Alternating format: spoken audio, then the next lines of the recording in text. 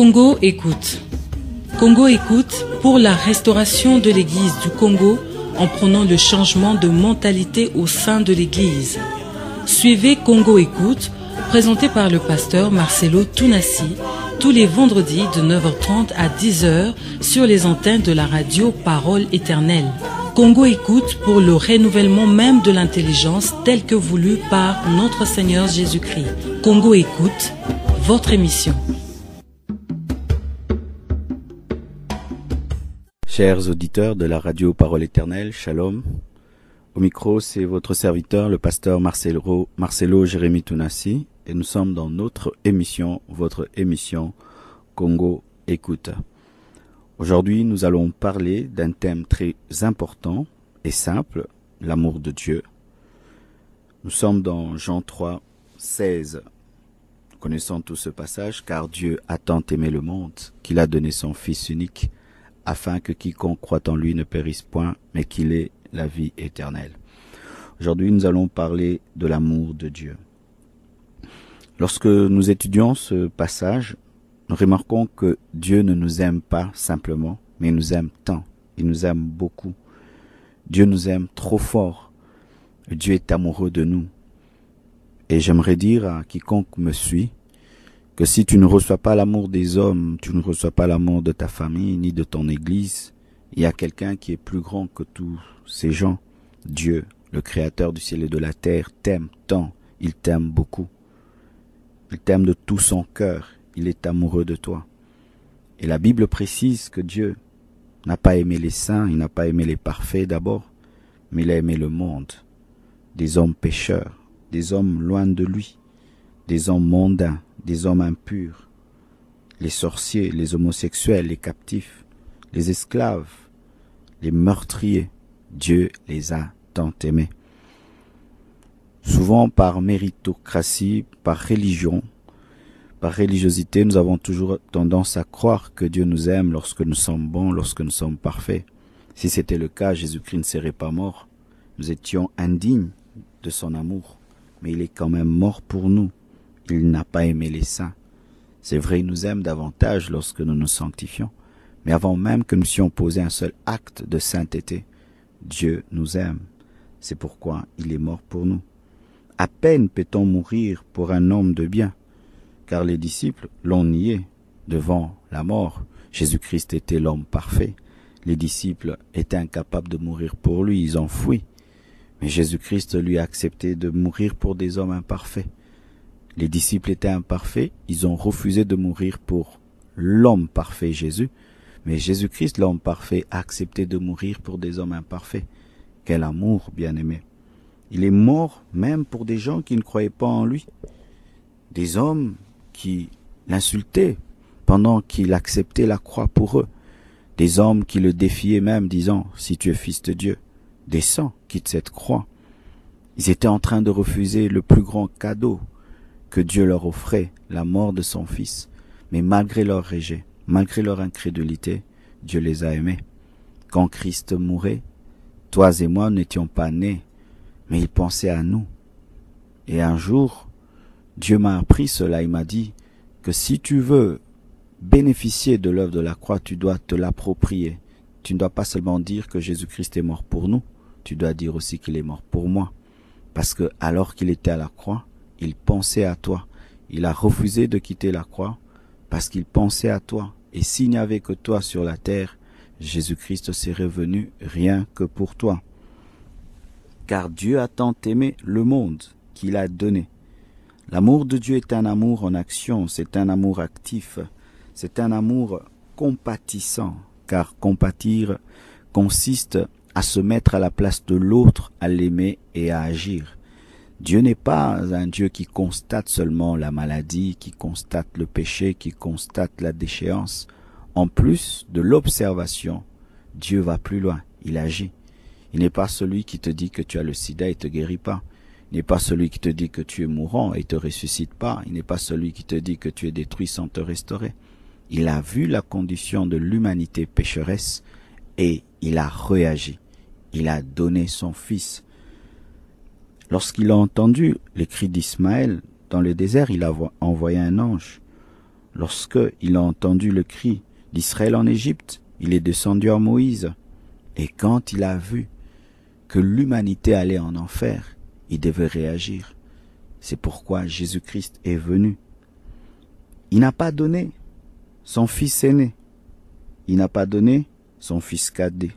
Il n'a pas donné l'un de ses fils. Mais Dieu a donné son fils unique. Observe une famille qui n'a qu'un seul enfant. Vous verrez à quel point cet enfant est tout pour eux, pour elle. Comment est-ce qu'il chouchoute ce bébé, il chouchoute cet enfant. L'exemple nous est donné avec Abraham et Isaac. Abraham a fini par aimer Isaac plus que Dieu, pour Dieu devait l'éprouver, afin qu'il l'aime à nouveau. Mais Dieu n'avait que Jésus. Jésus n'est pas son fils aîné en ce temps-là, parce que là nous n'avons pas encore cru en Jésus-Christ. Il n'avait que Jésus. Il n'a pas donné son fils cadet, il n'a pas donné son fils aîné, il n'a pas donné l'un de ses fils, il a donné son unique fils, qui était à la fois son aîné, son cadet. Il était tout pour lui. Dieu ne t'a pas donné une bénédiction parmi tant d'autres. Il t'a donné la bénédiction principale, qui est Christ. Il t'a donné ce qu'il avait de plus précieux. Il a vidé son trésor afin de te bénir, afin de te sauver. Et donc, lorsqu'il avait donné son fils unique, Dieu n'avait plus de fils.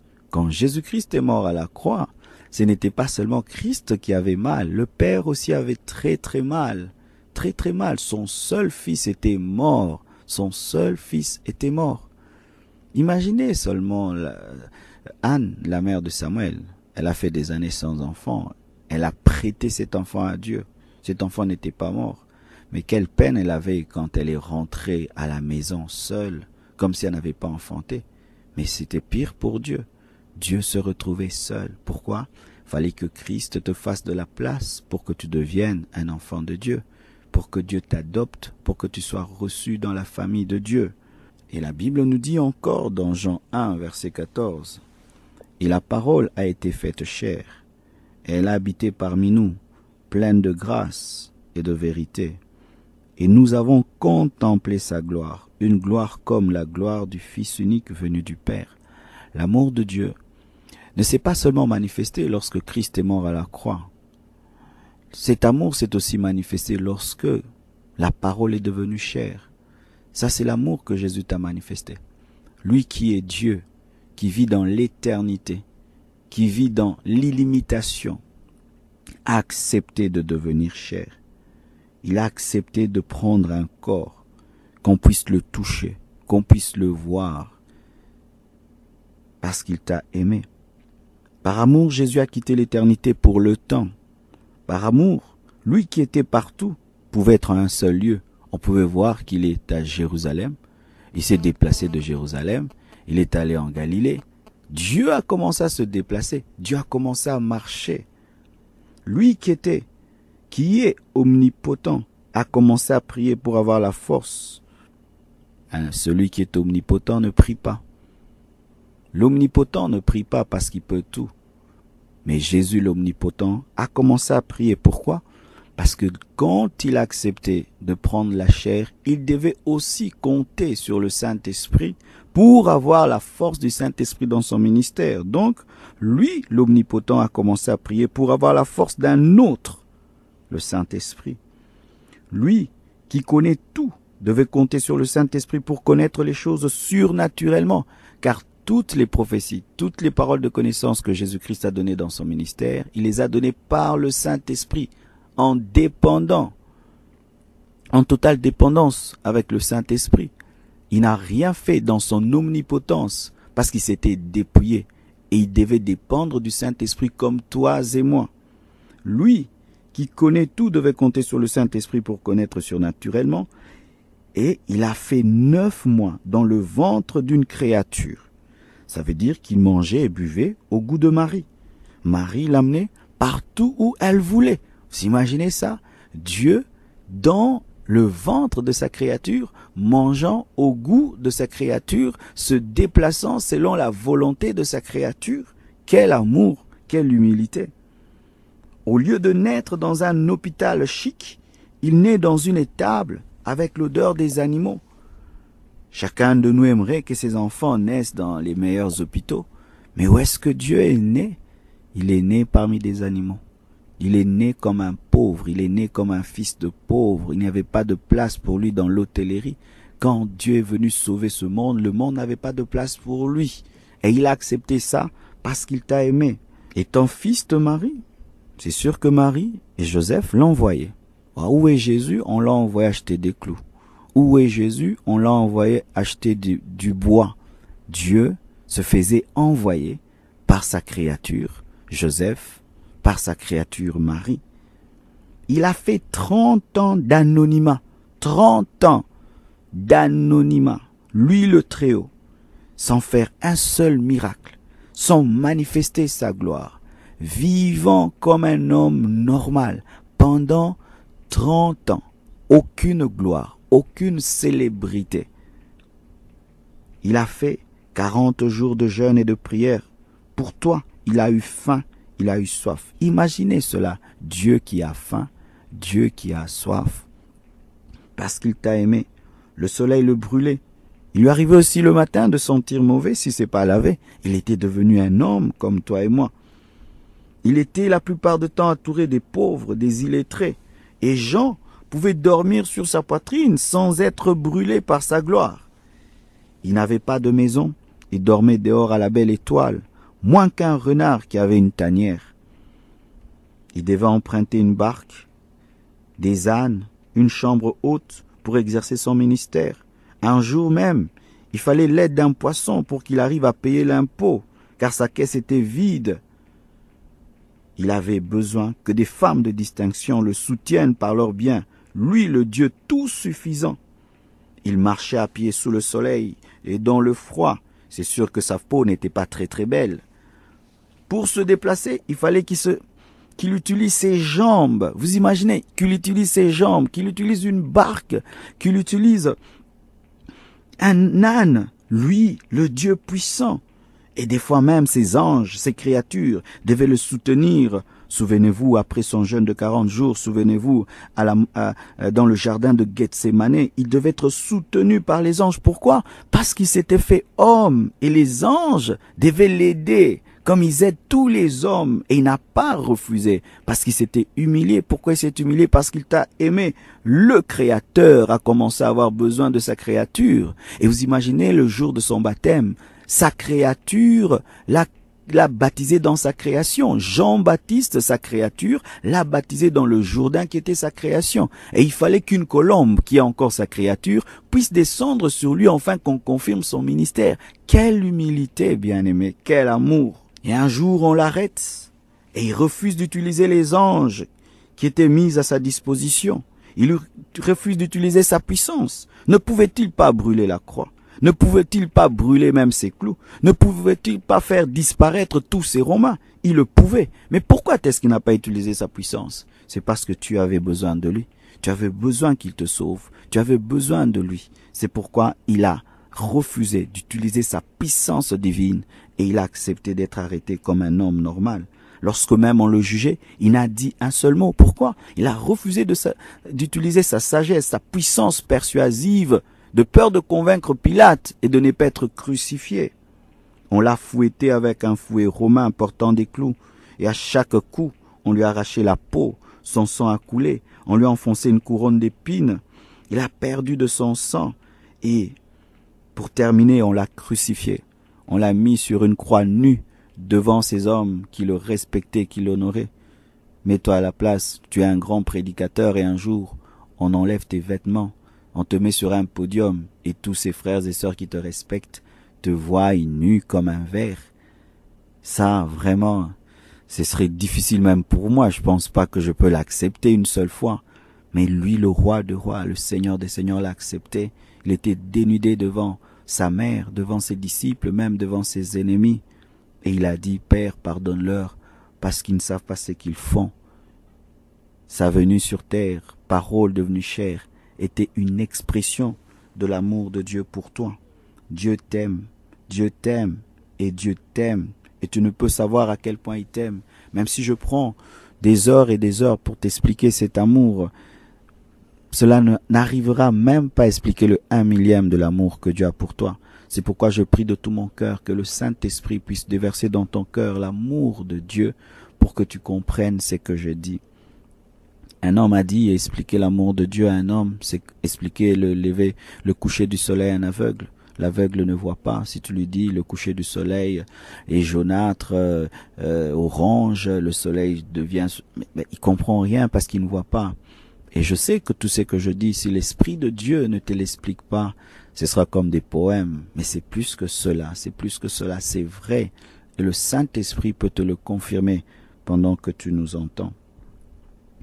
Bien-aimés frères, sœurs, alors que Jésus-Christ était à la croix, les hommes sont venus afin de briser ses jambes, parce qu'il fallait qu'on enterre les crucifiés avant le sabbat. Mais quand ils arrivent, ils le trouvent déjà mort. Mais ils étaient à 3. Mais comment est-ce qu'il est mort plus tôt? Parce que lui, sa croix était différente de celle des autres. Les autres ne portaient qu'une croix physique, mais lui portait plus qu'une croix physique. Il portait les péchés du monde. Il a porté tes péchés. Les autres avaient des plaies normales, mais lui, il a porté nos maladies. Les autres étaient là en train de lutter contre la mort physique, mais lui, il était là en train de livrer un grand combat spirituel, car la Bible nous dit qu'il a dépouillé les autorités, les dominations à la croix. Son travail était plus grand, c'est pourquoi il est mort plus tôt, et aussi pour que son corps ne soit pas brisé, que l'Église ne soit pas divisée. Il est mort avant les autres, parce que c'était pas un théâtre. Il ne faisait pas du théâtre à la croix, c'est un Dieu, il joue aux morts, il joue à celui qui souffre. Non, il a souffert comme un homme. Et comme sa souffrance était plus grande que celle des autres, il est mort avant eux. C'est pourquoi quand ils sont venus, il était déjà mort, parce que il subissait une agonie physique et spirituelle parce qu'il t'a aimé. Et quand il est mort, la Bible nous dit que le soleil s'est caché. Le soleil a refusé de voir ça, c'était trop. Il a vu son Créateur nu, mort. Le soleil a caché son visage. La terre a tremblé. Les anges étaient stupéfaits. Dieu était mort. Dieu mourir. Dieu était mort. S'imaginez ce que je dis là, mais logiquement, ça ne se dit pas. Dieu mourir. Dieu ne meurt pas. Mais ce jour-là, Dieu est mort. Il a crié, Père, Père, pourquoi m'as-tu abandonné? Dieu l'avait abandonné, non pas parce qu'il avait péché, mais parce qu'il avait porté nos péchés. Et il est allé dans le séjour de mort. Et là, il a ravi la clé du séjour de mort, afin que ceux qui croient en lui ressuscitent par lui. 3 jours après, il est sorti vivant du tombeau. Et alors que je te parle, il se tient à la droite de Dieu le Père. Il a répandu le Saint-Esprit, qui nous remplit en ce moment, afin de te parler de cette histoire. Mais chaque fois que je parle de cet amour, le Seigneur m'a toujours mis à cœur de raconter ces quelques histoires. J'espère que j'aurai le temps. Sinon, je reviendrai prochainement pour finir. J'aimerais vous raconter l'histoire de 2 jumeaux. Ils étaient parfaitement identiques. On pouvait même les confondre. Mais ils avaient une différence de vie. L'aîné était un homme juste, était un homme qui craignait Dieu, un homme de prière, un homme qui vivait dans l'amour et dans la maîtrise de soi. Mais, contrairement, le cadet était un brigand. Il aimait bien aller dans les boîtes, sortir avec les femmes, prendre de la bière, jouer au casino. Il aimait bien ça. Mais chaque fois, son grand frère lui annonçait la parole et lui disait « Petit frère, la vie que tu as choisie n'est pas bonne. Elle finira par te créer des sérieux problèmes. » Le petit frère était têtu, il aimait bien la vie. Mais un jour, alors qu'il était ivre, il est allé dans un casino et il avait perdu. Sous l'emprise de la colère et de la bière, il prendra un couteau et il poignardera quelqu'un. Et cet homme est tombé raide mort. Il a couru et les gens le poursuivaient. Au lieu de courir chez lui, il est allé vers la maison de son frère. Il a frappé à sa porte. Son frère a ouvert, a regardé par le trou de la serrure et il a vu que c'était son petit frère. Mais il a vu derrière lui aussi, on le poursuivait. Il a vu sa robe pleine de sang. Au lieu de le juger au travers de la porte et de lui dire « Non, tu vas me créer des problèmes », le grand frère a ouvert la porte. Quand le petit frère est entré, il a refermé derrière lui la porte. Et le petit frère a dit « Grand frère, j'ai tué. Grand frère, j'ai tué. Regarde ma robe, elle est pleine de sang. On me poursuit, on va me tuer. » Sans le juger, sans dire quoi que ce soit, le grand frère n'a dit qu'une seule chose. « Enlève ta robe et donne-la-moi. » Ils ont échangé de robe. Le grand frère a pris cette robe ensanglantée et il lui a donné une robe très blanche. Il ouvrira la porte de derrière et lui dira « Cours, va-t'en ». Quelque temps après, les poursuivants arrivèrent et il ouvre la porte et on commence à lui poser des questions. « Pourquoi tu l'as tué? Pourquoi? Comme c'était un homme juste et véridique, il ne pouvait pas mentir parce qu'il n'avait pas tué, il s'est tué.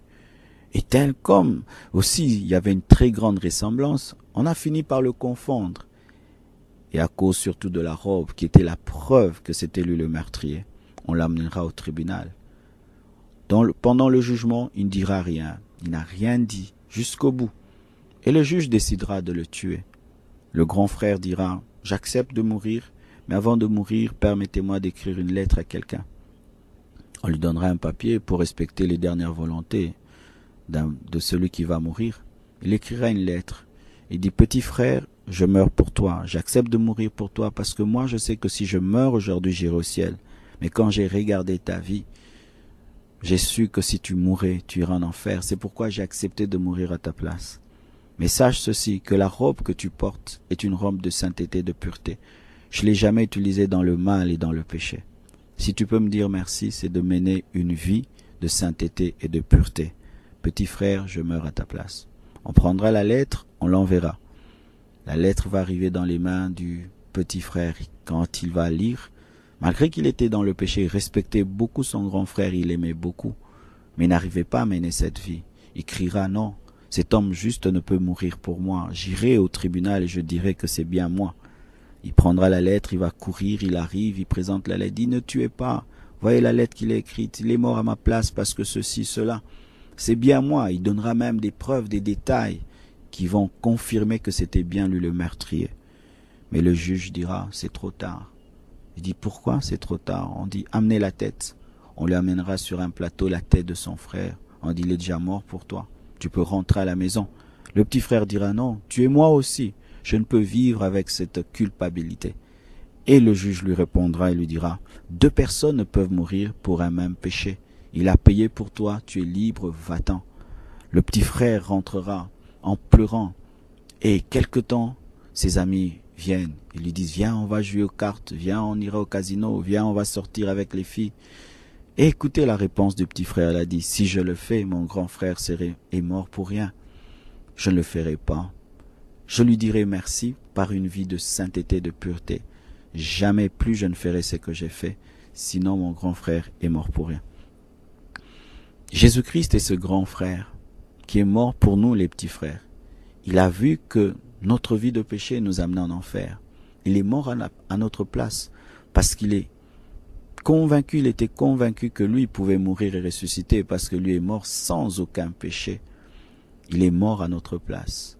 Et si aujourd'hui nous devons vivre dans la sainteté, c'est pour lui dire merci. Pas pour mériter son amour, parce que personne ne mérite l'amour de Dieu, mais pour lui dire merci. Bien-aimé, et malgré cet amour qu'il t'a manifesté, tu demeures dans le péché, tu vis dans le mal.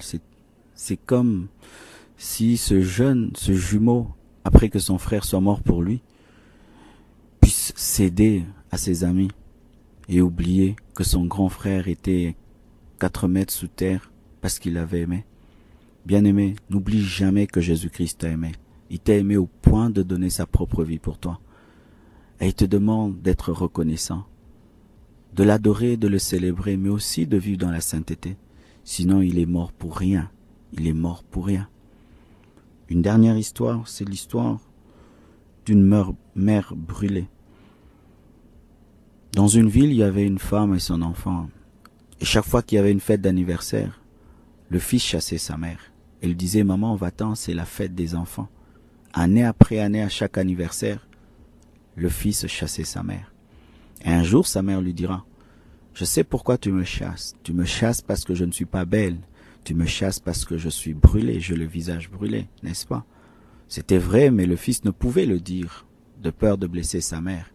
Et sa mère prendra une photo, la photo d'une très très belle femme, et la présentera à son fils. Et son fils dira « Maman, cette femme est très belle. » Et sa mère lui dira « C'est moi, quand j'étais jeune. » Il dit « Non, maman, tu mens. Cette femme est trop belle, elle n'est pas comme toi. Toi, tu es brûlée. » Et sa mère lui dira « Non, Je suis pas né brûlé. Il y a quelque chose qui m'est arrivé. Et je vais te dire pourquoi. Un jour, alors que tu étais encore un bébé, je suis allé au marché et je t'ai laissé endormi dans la maison. À mon retour, j'ai vu des gens autour de la maison qui pleuraient et qui criaient. La maison était en feu. Et toi, tu étais à l'intérieur. Personne n'avait assez d'amour pour entrer dans le feu et t'en faire sortir. Et même moi, quand je suis venu, on m'en a empêché. Mais mon amour était tellement fort, surtout quand je t'ai entendu crier et pleurer dans le feu. Profitant d'une distraction de leur part, j'ai couru et je suis entré dans la maison. Je t'ai cherché et j'étais conduit par le son de tes cris, le son de tes pleurs. Je te prendrai dans mes bras, je te cacherai dans mes vêtements, mais en sortant par malheur, une poutre en feu est tombée sur mon visage. Je t'ai jeté dehors, on t'a sauvé, et quelque temps après, j'avais perdu toute ma beauté. Et toi, pour me remercier, à chaque anniversaire, c'est moi que tu chasses, c'est moi que tu caches, alors que je t'ai offert ma beauté pour que tu vives. Son enfant pleurera et dira, « Maman, excuse-moi, j'étais le fils le plus ingrat de la terre. » Mais je te promets qu'à mon prochain anniversaire, ce sera toi qui seras à l'honneur. Et c'est ce qu'il fit. L'année suivante, c'était pas le gâteau en premier qui était présenté, mais c'était maman. Je vous présente ma mère. Et quand il a présenté sa mère, ses amis étaient stupéfaits de voir sa laideur. Et il dira, elle est la plus belle de toutes les femmes parce que elle a offert sa beauté pour son fils. Et je ne pense pas que vos mères pourraient faire ce qu'elle a fait pour moi. Maman, tu es la plus belle de toutes les femmes et merci de m'avoir aimé à ce point. Il en est de même pour Jésus. La Bible dit qu'il est le plus beau entre 10 000. Et lorsque Ésaïe parle de lui, dit qu'il n'avait pas d'éclat pour attirer nos regards, parce qu'il était mortifié par la souffrance, on l'avait craché dessus, on lui a arraché sa barbe, lui le roi. Mais il a accepté de perdre pour qu'on puisse gagner. Du riche qu'il était, Jésus-Christ s'est appauvri pour t'enrichir. Il a accepté d'être séparé de Dieu pour te créer de la place. Il a accepté d'être faible pour que tu sois fort. Il a accepté d'être dénudé, nu sur une croix pour que tu sois vêtu. Il a accepté de porter une couronne d'épines pour que tu portes une couronne de gloire. Il a accepté de mourir sur une croix pour que tu sois assis à la droite de Dieu sur un trône. Il a accepté de devenir chair pour que tu deviennes divin. Il a accepté de devenir péché pour qu'en toi soit manifestée la justice de Dieu.